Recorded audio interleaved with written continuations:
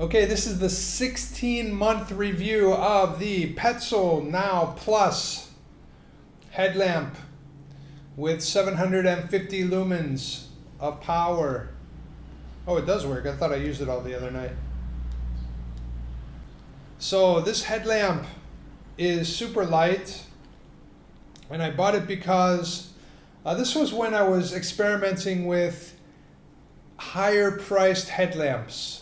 I had already gone through tons of flashlights and a number of horrible headlamps that I bought on Amazon for like $12, $19, $30.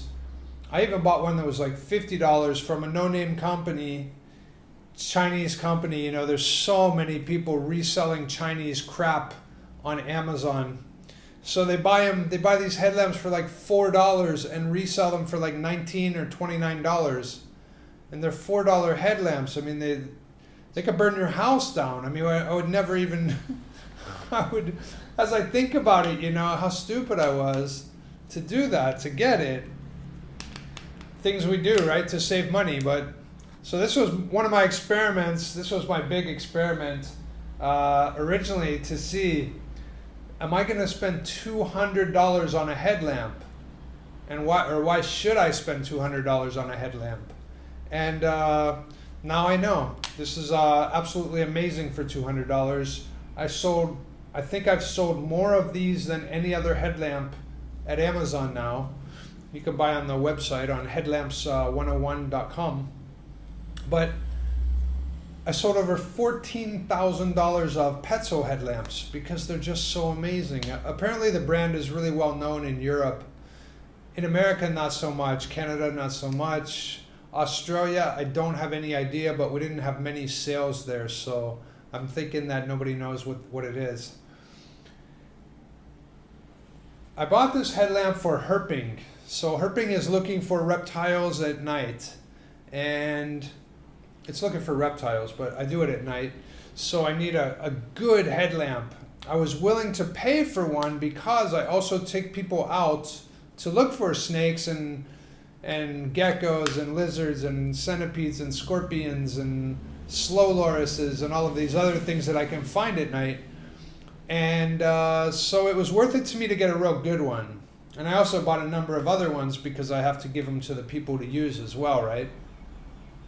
So, man, it was hard to spend $200. After I pushed a button, you know, to pay for it on eBay.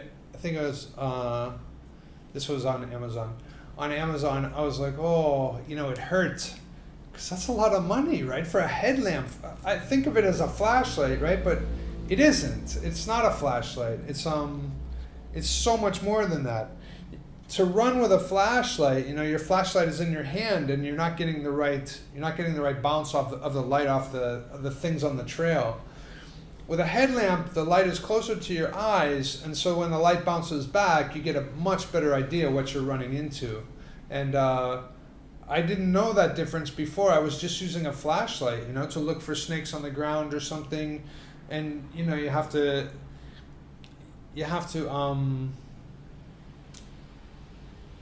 do everything with your hand. You have to like do like this, and then if I'm trying to take a picture with this hand and then use the flashlight for this hand, it's nice to free up your hands.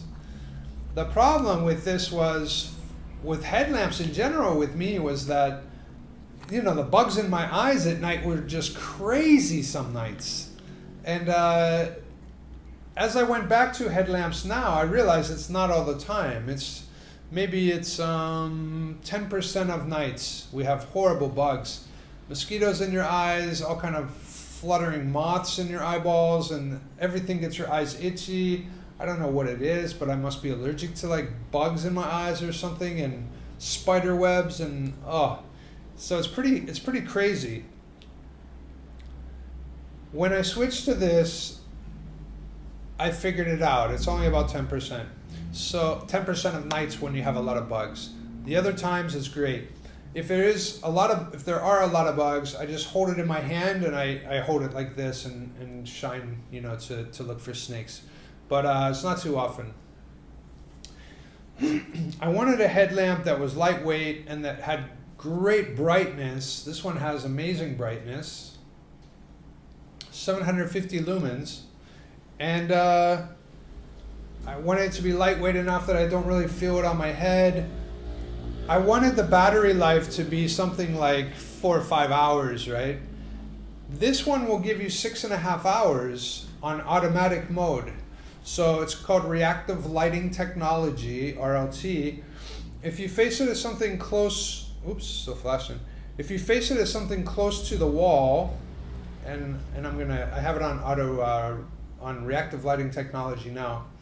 If you shine it on something close by, close to your feet, close to the wall, close to whatever, close to you, it will adjust the beam so it cuts it off at a certain brightness. It's just bright enough to see what you're looking at, and that's enough. If you point it far away, like I look high in the trees sometimes for snakes, it will dramatically brighten. You have a low and a high mode. That's the high mode.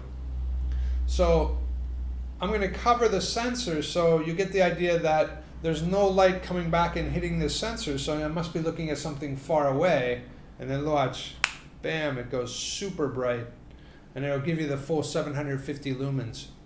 Otherwise it won't. In the manual mode it won't. It stops at 530 lumens, and that's quite enough for me to look for snakes and other wildlife and to feel like I'm safe and to see everything I need to see, so it works for that.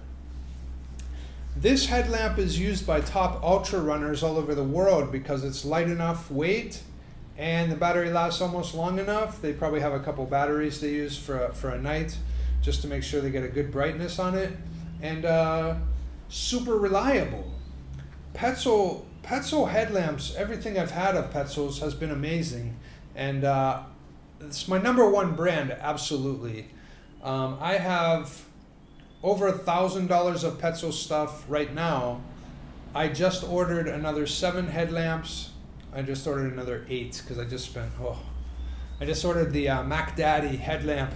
It's the newest one that's coming out is the Petzl Duo S, and it will be fantastic. It's going to beat my Ultra Rush headlamp, these, which is like a huge amount of money as well, like $430. This one was way more than that because I'll probably be the first one in Asia to even have one. I'm sure I will be. So that should come in a couple of days. I got Ultra Rush service, and I'm going to review that. That should be pretty fun. Anyway, so I'm going to have over $2,000 of Petzl stuff myself, and then if you go to my website, Headlamps101.com, you'll see that really I want to push the Petzl stuff because I know you're going to be happy to buy it. I could push Black Diamond. It's junk, man. I have one headlamp that I like. I don't even like that much. It's decent, and I have one headlamp from them that is decent that I'll talk well about. Otherwise, no. They have the absolute, worst beam strength. I mean, they can't even get the lumens right. They're still in the 200 lumen range, which is just ridiculous. The headlamp that I like has 500, which I have 2 headlamps out of a dozen or out of 15 or 16 that actually go that low in lumens. So Black Diamond is just it's generally not a good choice except the Black Diamond Icon. I also have some Phoenix headlamps. They're not so great. They have an orange tint to the beam. What's amazing is that once you start to really get into headlamps and you understand like all the different factors that go into like having a decent headlamp, I'll just go over a couple of them, okay? The beam strength is important. So this has 750 lumens. On manual mode, it has 530. That's good for almost everything. Good for riding your bike, good for camping, good for hiking, good for running on the trail, in the forest, good for skiing, good for just about anything except probably caving. You would want a light, wide floodlight that lasts a long time. This light is diffuse, but not as diffuse as you would need. Also not good for hunting. It doesn't have a spot beam that goes very far. It just doesn't have it. everything else, and why I guess I sold so many of these at like $200 each, $192 I think is what it is at Amazon most times. It just fits everything. It works for everything. Works for everybody. Works for reading a book in the forest. I mean, it works as a light in your tent. You hang it from a pole in your tent. You know, it works for literally everything. Battery life is pretty decent. Batteries on the back. It's very small. It's one of the 18650 lights. It has the safety red flasher in case you're riding your bike or running on the street or something. Nobody will hit you from behind. It's hard to miss that. Other things that are important when you buy a headlamp: battery life. This will last, as I said, 6.5 hours on reactive lighting technology, which is what I need. And that works for most people, I think. It's comfortable. It's got these straps, though they look crazy, right? These cords, they actually distribute the weight even better on your head and grip your head even better than just a straight strap like this one. Though this one's fine, but this one's even better, especially for active if you're running or something. Something else that's important is the shape of the beam. So if you're running, it would be ideal if you had a beam that was a little bit longer in the center, right? And focus more on the center, and then on the sides you still had some light to see, I don't know, animals coming or something, but what about branches that are going to stick you in the face or something like that? This has a really good profile for runners, and the beam shape really is so, if you can match the beam shape to what you want to do, it's really helpful. Another thing that you probably have never even given any thought to at all is the color of the light coming out of your headlamp. So as I said, I have some Phoenix lights, some headlamps. Not sure where they are, I tend to put them away. But they have a very orange tinted light. It's very warm. That's no good at all for me when I look for snakes and things. It can be okay to look on the ground as you're running or something, but really I don't prefer it.